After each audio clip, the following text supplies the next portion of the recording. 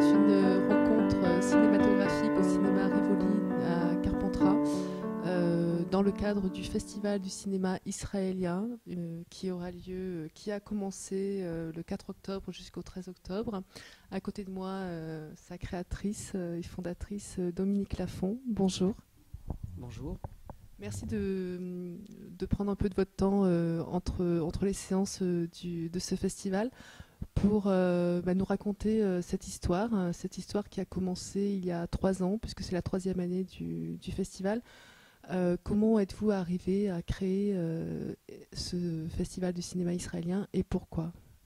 Bon, tout d'abord, je suis passionnée de cinéma israélien en particulier.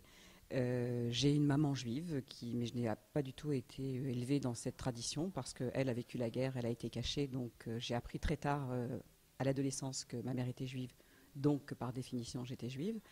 Et donc c'est bien entendu une appartenance qui est présente en moi, même si elle n'est pas pratiquée.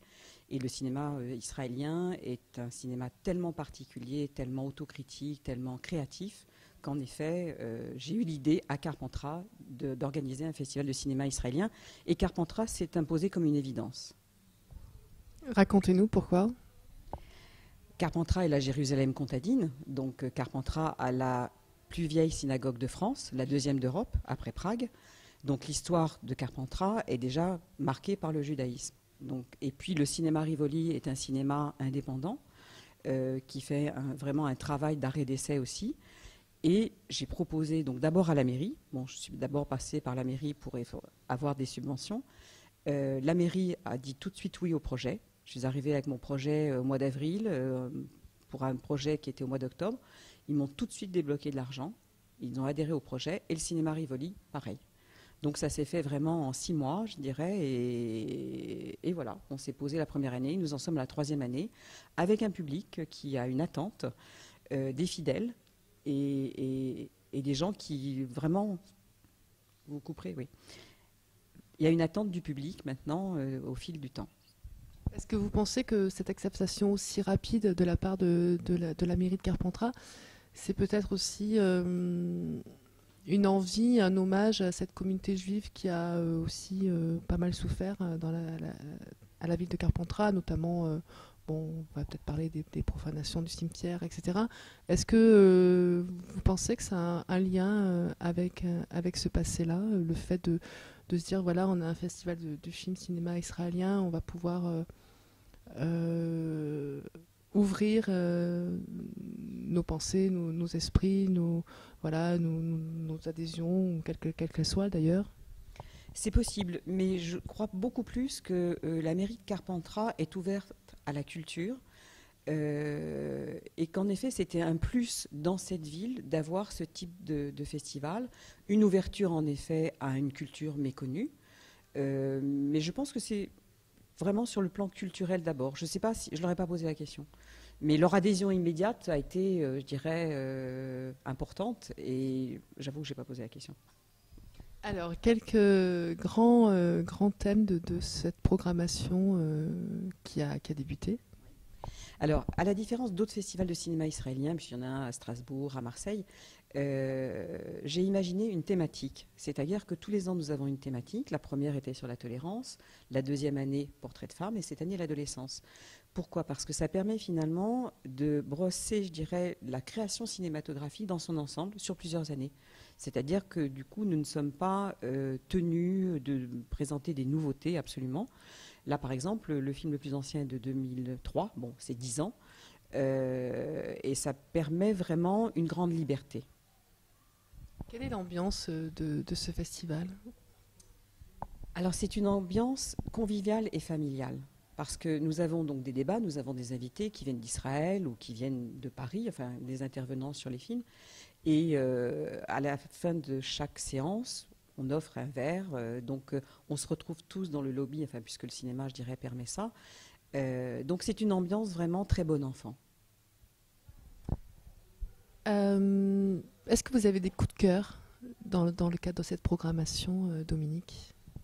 J'ai envie de dire que tous les films sont des coups de cœur parce que vraiment la programmation du cinéma israélien en règle générale est très vaste, sachant qu'en plus nous pouvons avoir, maintenant nous avons des relations bien sûr avec les distributeurs et producteurs israéliens, donc nous pouvons voir tous les films qui n'ont pas obligatoirement de distributeur. Bon, là notre obligation c'est de payer des droits aux Israéliens, ça n'a pas la même connotation qu'un film qui a un distributeur, qui donc fonctionne sur les recettes avec le CNC, mais toute la programmation sont des coups de cœur.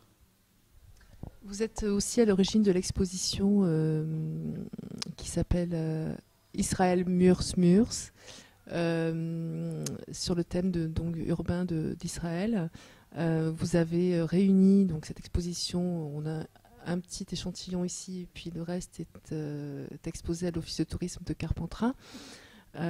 Comment avez-vous créé cette exposition et comment vous y êtes-vous prise pour afficher toutes ces œuvres d'art? Alors, dans ma vie, j'ai été photographe professionnel à une époque, bon, donc j'ai un œil peut-être aguerri. Et en allant en Israël cette année, l'année précédente, la chose en effet qui m'a sauté aux yeux, si je peux me permettre, c'est en effet le street art, c'est-à-dire l'art urbain, l'utilisation, je dirais, de l'environnement par des artistes de rue qui peignent, je dirais, en fonction de leur environnement, en fonction de leurs sentiments, en fonction de la politique.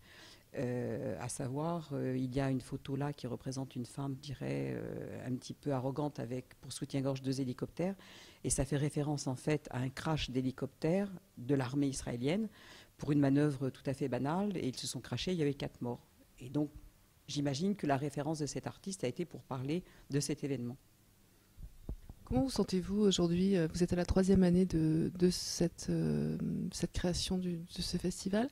Est-ce que vous avez l'impression d'avoir accompli quelque chose de complet par rapport à votre histoire, peut-être?